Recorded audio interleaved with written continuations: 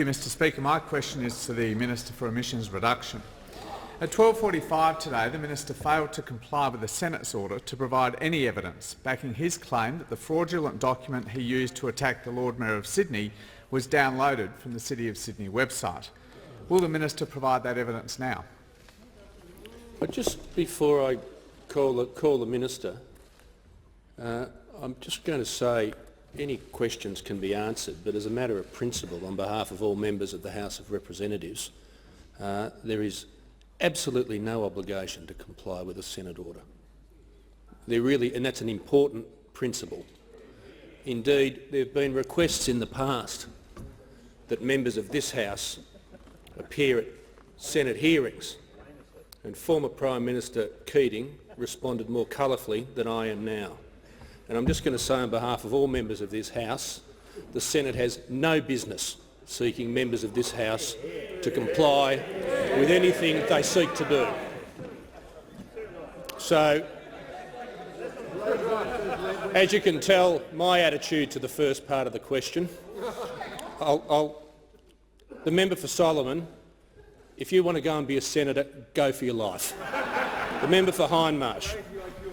On a point of order. Thank you for that clarification, Speaker. I wonder whether I could reword the question in accordance with... Was the order... Well, I actually wasn't asking you. No, I'll just say to those opposite. Sorry, if I was... Criticism about hair from the Treasurer. If I was the Treasurer, I wouldn't mention hair at this point in time. Gobsmacked. I didn't say... I think let's just change the topic. We'll all be in trouble. I didn't say that the question was out of order. I said it was just important as Speaker on behalf of members of this House.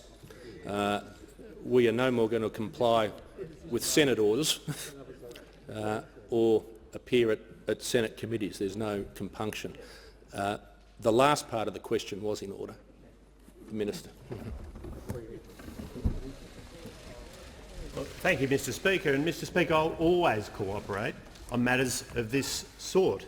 Now, Mr Speaker, I tabled a statement in this House last week, and it was a statement from the 25th of October, and as I have repeatedly told the House, I reject absolutely the scurrilous allegations from those opposite, Mr Speaker, but they are so transparent.